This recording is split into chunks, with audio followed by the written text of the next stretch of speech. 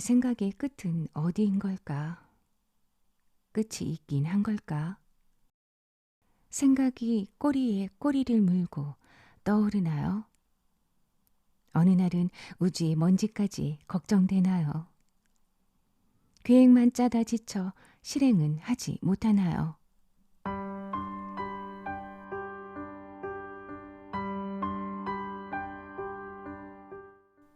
안녕하세요. 이 밤 책을 듣다입니다. 제가 어제는 생각이 잠겨 늦은 밤까지 잠을 이루지 못했습니다. 사실 저의 생각의 대부분은 걱정이에요. 정말 걱정을 사서 하고 있으니 머릿속이 늘 복잡하고 가슴은 답답합니다. 그런 제 눈에 들어온 책 제목이 있었어요. 바로 나는 왜 생각이 많을까? 라는 책입니다.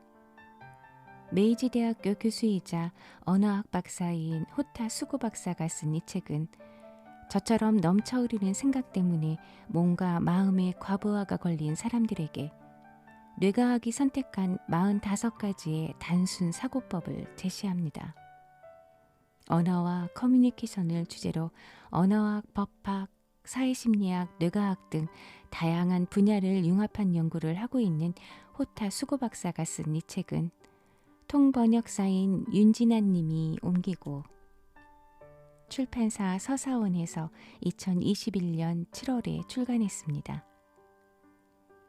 머릿속에 스위치를 끄고 싶을 때 보는 뇌과학 이야기. 나는 왜 생각이 많을까? 프롤로그부터 같이 읽어내려가 보겠습니다. 인간이 다른 동물에 비해 특히 뛰어난 능력은 무엇일까? 그것은 바로 생각하는 힘이다. 인류는 본능을 초월해 생각하는 힘을 갖게 된 덕분에 말과 문자, 물건과 기술을 만들어낼 수 있게 됐고 고도의 문명을 이룩해 생물 피라미드의 정점에 서게 됐다. 인간은 생각하는 갈대라는 명언처럼 생각하기 때문에 인간인 것이다. 그러나 생각하는 것에는 약점도 있다. 이는 지나치게 많이 생각한다는 점이다.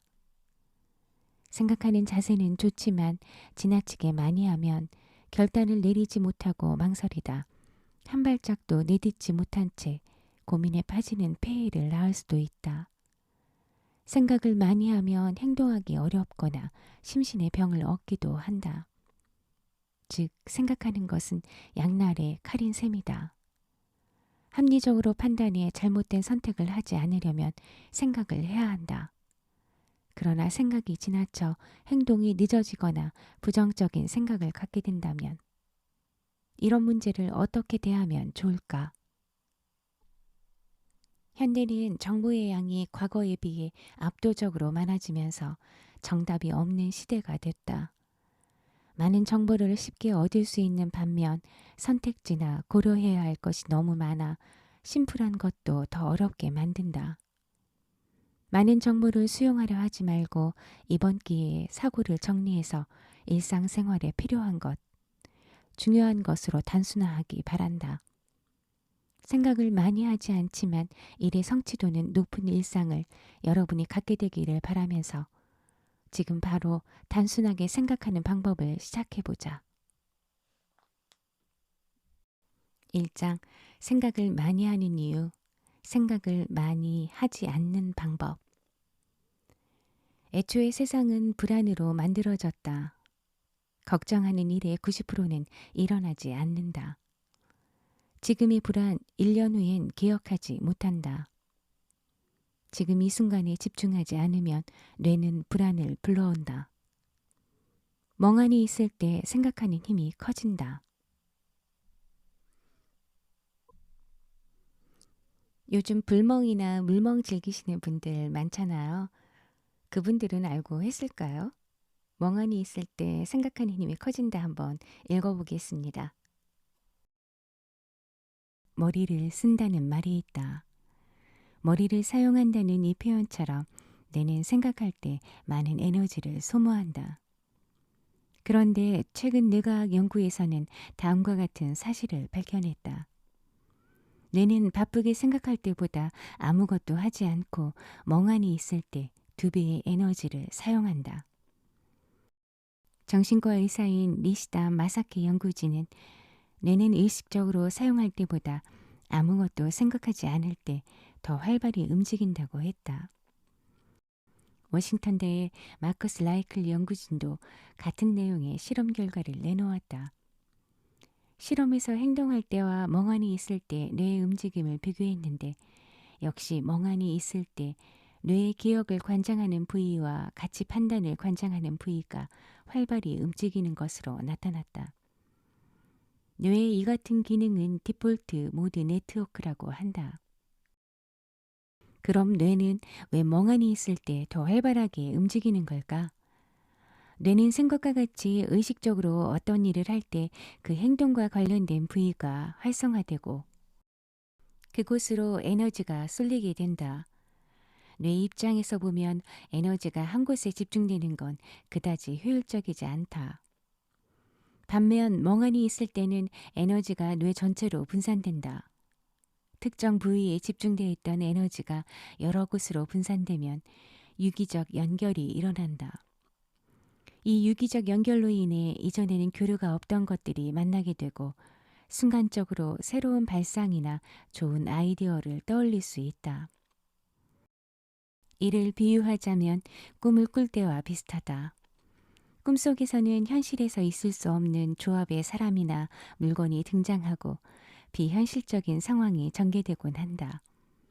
뇌 전체가 활성화돼 맥락 없이 연결되면 의식적인 사고로는 생각해낼 수 없는 대단한 아이디어가 탄생하게 되는 것이다.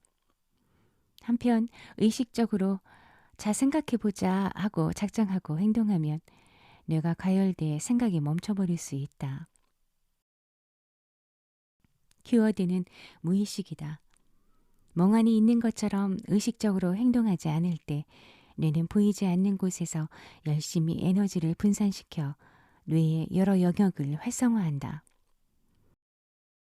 아무리 찾아도 보이지 않던 물건이 포기하는 순간 보이듯 조바심이 난다면 한 발 물러나 뇌를 잠시 쉬게 해주자. 나도 이 사실을 알게 된 이후로는 한 문제에 지나치게 심사숙고하지 않고 일단 한 발 물러서서 멍하니 있는 시간을 갖는다. 그럼 꽉 막혀있던 문제에 아이디어가 강림하는 순간이 온다. 생각에도 완급 조절이 필요한 셈이다. 캠브리지대의 마크워스는 인간의 집중력은 30분을 넘지 못한다고 말했다. 계속 같은 일을 하면 점점 실수가 느는데 이는 같은 일을 계속하면 뇌가 쉽게 질리기 때문이다. 집중하는 시간과 쉬는 시간을 교대로 가져야 무의식을 잘 활용할 수 있다. 네, 저도 알고 한 건 아니지만 일명 멍때리기라고 하죠. 저는 자연멍을 즐기는데요. 커피 한 잔 들고 하늘 한 번, 또 커다랗게 자리 잡은 느티나무 한 번, 또 그 나무에서 흔들리는 작은 잎사귀 한 번, 이렇게 멍하니 보고 있으면 마음이 편해지면서 앞으로 뭐든지 다 할 수 있을 것 같은 생각이 듭니다. 자, 그래서 결론은 뭐라고요? 더 잘 생각하려면 생각하지 않는 시간을 가져야 한다. 2장 행동을 최적화하라. 정보가 많다고 선택을 잘하는 것은 아니다. 할지 말지는 동전 던지기로 정해도 마찬가지이다. 사람은 왜 비교하는 동물이 됐을까? 손해보지 않으려다가 판단을 망친다. 두루뭉술하게 기억하면 빠른 판단을 내릴 수 있다. 사고를 중시하면 이타적인 행동을 할 수 없다. 저는 어떤 일을 결정할 때 동전 던지기로 해본 적은 한 번도 없거든요. 그래서 이 내용이 굉장히 궁금하네요. 할지 말지는 동전 던지기로 정해도 마찬가지이다. 읽어보겠습니다. 앞서 정보는 너무 많지 않은 게 좋을 때도 있다고 했다. 그런데 중요한 일 앞에서는 가지고 있는 정보가 적어도 신속하게 결정을 내리기가 쉽지 않다. 라이프 이벤트라 할 수 있는 이직을 예로 들어보자.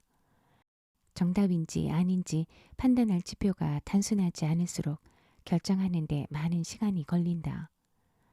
이와 비슷한 문제에 직면했을 때 도움이 될 연구가 있다.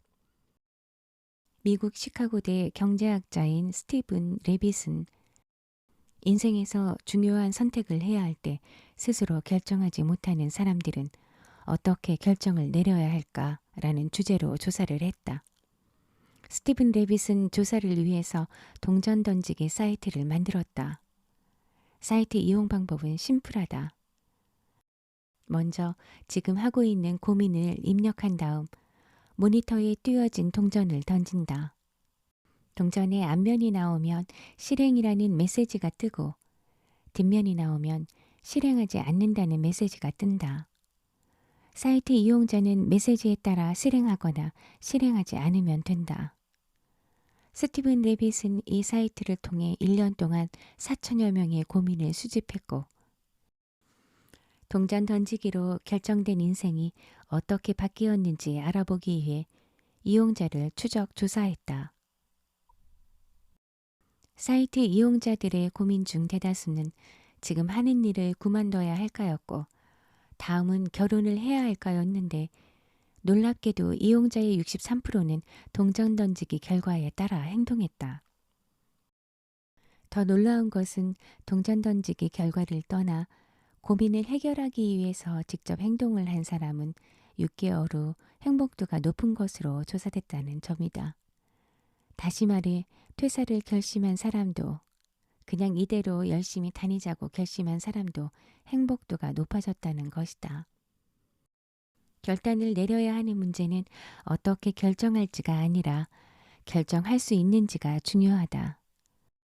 어떤 것이든 하겠다고 결정하든 하지 않겠다고 결정하든 일단 결정할 마음을 먹는 것이 결국 인생의 만족들을 크게 좌우한다. 한 커리어 지원 회사가 실시한 설문조사에서는 조만간 이직하고 싶다는 사람이 응답자 중 93%를 차지했다. 경력 관리 차원에서 이직은 아무런 문제가 없지만 단지 그만두고 싶은 데와 같이 애매모호한 상태라면 퍼포먼스를 떨어뜨리는 원인이 된다. 쉽게 결단을 내리지 못하고 고민만 반복한다면 앞으로 3달 동안은 지금 하는 일을 계속 하자라고 기한을 정하고 이후에 그만둘지 말지 선택하는 것도 좋다. 이 실험처럼 동전을 던져서 결정해도 좋다. 전진하지 못하고 멈춰서 있는 것은 생각을 많이 하는 원인 중 하나다. 부디 전진하기 위해 결단을 내리기 바란다. 어떻게 굴러가도 결국 흘러가는 것이 인생사이니까. 네, 결단을 내려야 하는 문제가 어떻게 결정할지가 아니라 결정할 수 있는지가 중요하다라는 이 문구가 가장 마음에 와닿네요. 그런 것 같아요. 우선 결정을 하고 나면 저의 결정이기 때문에 최선을 다한다는 거죠.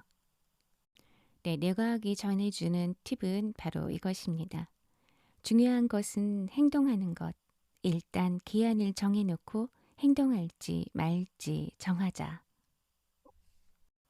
3장 불안해서 냉정으로. 세상에는 왜 나쁜 뉴스가 많을까? 초조함에 대해 생각하는 시간이 길수록 초조함은 증폭된다. 감정이 흐트러졌을 때는 마음속으로 10을 세자. 분풀이를 당했을 때는 사실을 재평가해 보자. 불안한 감정을 글로 쓰면 마음이 안정된다.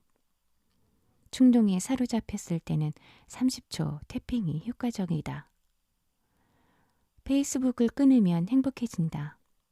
부족한 정보는 넘겨짚지 말자. 4장 집중의 힘. 약간의 소음은 생산성을 높인다. 집중력을 유지하려면 아무 생각 없이 하는 동작을 해라. 사고 효율화의 비결은 자기 취향의 사람 흉내내기. 하루 10초 호흡에 집중하자. 추억에 잠기면 뇌는 노화된다. 몽환이 있을 때 뇌는 기억한 것을 복습한다. 네, 호흡만 잘해도 건강을 지킬 수 있다라고 하는데요. 하루 10초 호흡에 집중하자 읽어보도록 하겠습니다. 전 세계적으로 명상과 마음 챙김이 붐을 일으키고 있다. 마음 챙김의 방식은 다양하지만 잡념을 버리고 호흡에 집중한다는 큰 틀은 같다. 명상은 생각을 많이 하지 않게 해주는 방법으로도 효과가 있다. 미국 캘리포니아대 데이비드 지글러 연구진은 만 18세에서 35세의 참가자들에게 새로 개발한 스마트폰 명상 앱을 이용해 6주 동안 명상을 하도록 지시했다. 참가자들은 명상 방법이 담긴 비디오를 보며 한 번에 10초에서 15초 동안 의식을 집중하면서 심호흡을 했다. 그 다음 연구진들은 참가자들의 집중력이 얼마나 지속됐는지, 집중력이 늘어났는지 등을 측정했다. 6주 동안 총 명상 시간은 20분에서 30분 정도였다. 짧은 시간이었지만 참가자들의 집중력은 높아졌고 단기 기억력도 상승됐다. 주의력과 관련성이 높은 뇌파도 긍정적인 변화를 보였다. 현대인은 PC나 스마트폰을 들여다보는 시간이 늘었기 때문에 신경 써서 관리하지 않으면 거북목과 라운드 숄더로 고생할 수 있다. 전문가는 이 자세를 유지하면 근육이 수축돼 내장이 압박을 받게 되고 그 결과 호흡이 얕아지고 자율신경이 흐트러지는 등 컨디션 난조를 겪게 된다고 지적한다. 하루에 몇 초만이라도 바른 자세로 호흡에 집중하면 얕아진 호흡을 개선시킬 수 있고 나아가 의식개혁이나 기분 전환에 도움이 된다고 말한다. 이 실험에서 중요한 포인트 중 하나는 명상 앱을 이용함으로써 트레이닝의 성과를 직접 눈으로 확인할 수 있게 했다는 점이다. 명상을 꾸준히 하는 동안 기쁨을 담당하는 뇌의 보수계가 자극을 받아 참가자들의 명상에 관한 의욕도 높아졌을 것이다. 그런 의미에서 앱을 이용해 자신의 명상 결과를 확인하는 습관을 들이는 것도 도움이 될 것이다. 네, 제가 살이 찌면서 숨쉬기가 힘들다는 생각을 많이 했었거든요. 그런데 이 글을 읽어보니까 정말 맞는, 맞는 말이었어요. 그죠? 내장 지방이 많아지면서 그 압박을 받게 되고 그 결과 호흡이 얕아진다라고 글에 나와 있네요. 정말 그 생각을 줄이기 위해서도 그렇지만은 저희 건강을 위해서도 10초의 그 호흡은 정말 필요한 것 같아요.